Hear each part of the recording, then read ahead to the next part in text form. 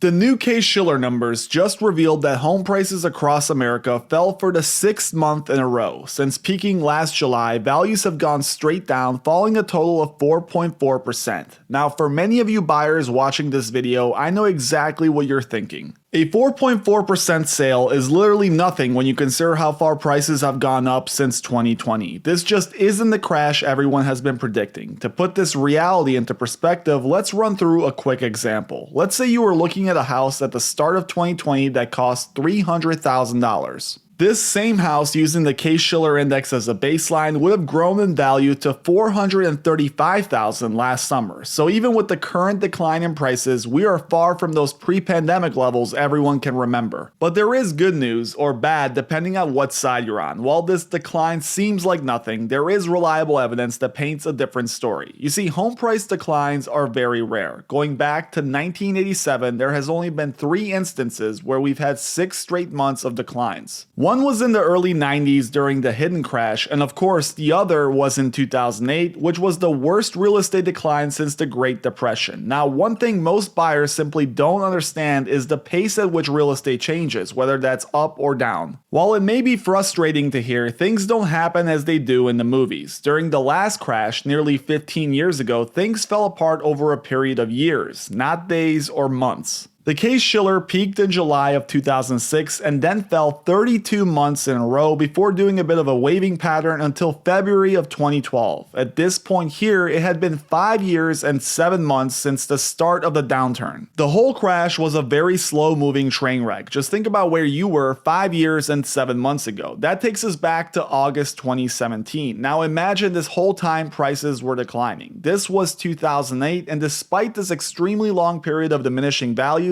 the median price of a home in America only declined by about 27%. So why do I say all that? Well, part of the reason is to set an expectation. If 2008 was the worst housing crash in modern American history, what can we realistically expect going forward? On this channel, I've gone over many pieces of evidence that show signs that this pattern will continue in the near future, but where will home prices end up even if my assumptions are true and we get another crash? To figure this out, I first created my own graph using Fed data that compares the 2008 downturn to the one that we're currently experiencing. Specifically, I went back 3 years prior to each peak and indexed the peak at 100. So you can see at this point right here is where 2008 peaked at, and this point right here is where 2023 peaked. Now, one thing you'll notice is that the run up to the peak was more extreme this time around. The numbers rapidly jumped up right around here, which coincides with March 2020. Now, the important thing to notice about this chart is that it proves that as things stand today, we are worse off today than in 2008. That's not an exaggeration either. If we zoom in on the peak, you can see that the 6 months following July 2006,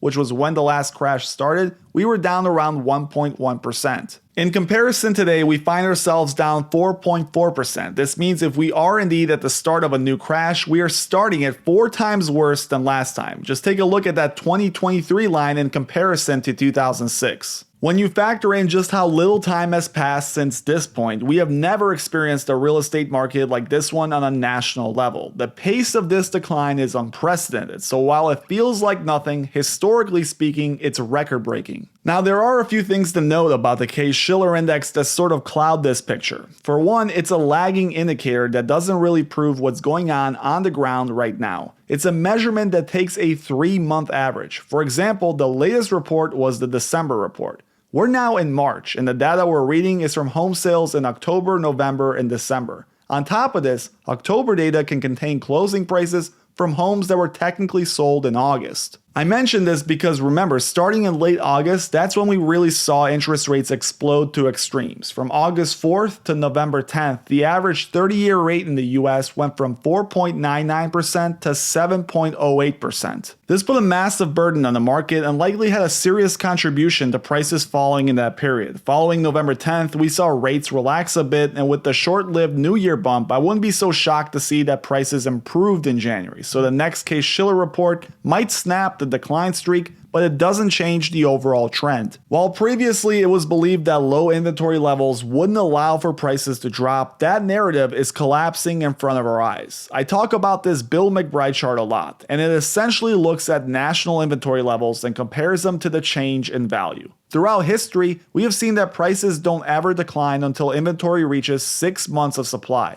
But 2022 has proved this completely wrong. You can see in his latest article on his Substack, Bill outlines the 2022 and 2023 dots in comparison to the rest of history, and we're getting collapsing prices despite the fact that inventory is nearly 3 months of supply. This is developing clear outliers far outside the typical trend, and it shows you that you don't really need inventory for prices to drop. At least this past year you haven't, and going forward, if it remains true, you can expect prices to continue to decline at record numbers. But as I mentioned earlier, the big question remains, how low can we go? Remember, the worst crash, the 2008 crash, had a peak to bottom decline of 27%. So if you're looking at a house today that costs $400,000, where can you expect it to be if we indeed fall in this catastrophic range? Well, here comes the bad news. Things are not going to get as affordable as you think, even if we crash in proportion to 2008. Let's run through a quick example so I can show you what I mean. So like I was just saying, let's pretend you're looking at a house today in the range of around $400,000. If we assume that this next crash will see prices decline 22%, or about 5% less than the last crash, we can expect that this $400,000 home will become $309,000. You see, the one thing people miss when talking about home prices is interest rates. We know that around 75% of all homes are bought using a mortgage, and 96% of you that watch this video won't hit the like or subscribe button. To change that, I ask you to take a moment to do so if you're enjoying the content thus far.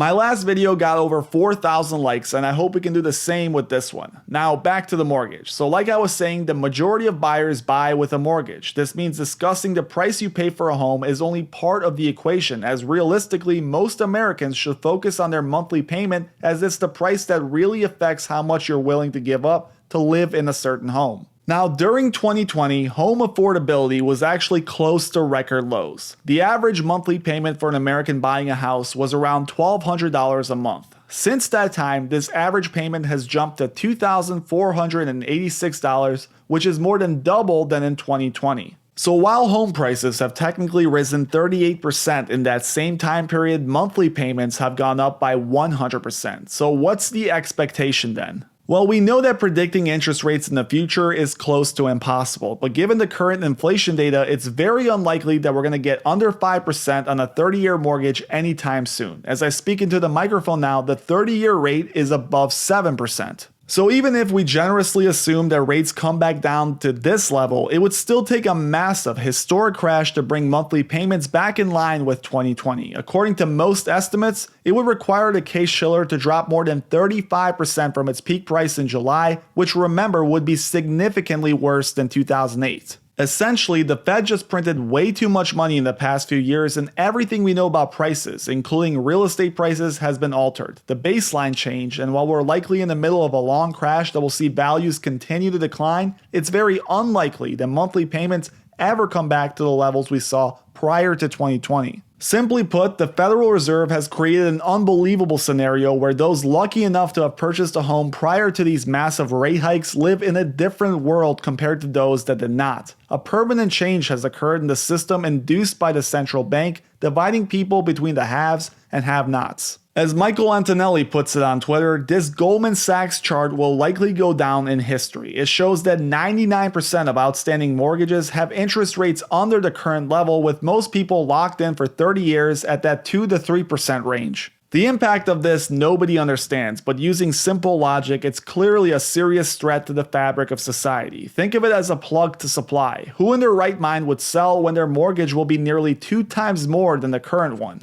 Existing home sales will likely continue to be at sloth levels for the next couple of years, and only those who have to move will do so. Thank you guys for watching. As always, please make sure you hit that like and subscribe button if you enjoyed it, and let me know in the comments below what you think of the current interest rate environment and how it compares to those 2020 levels.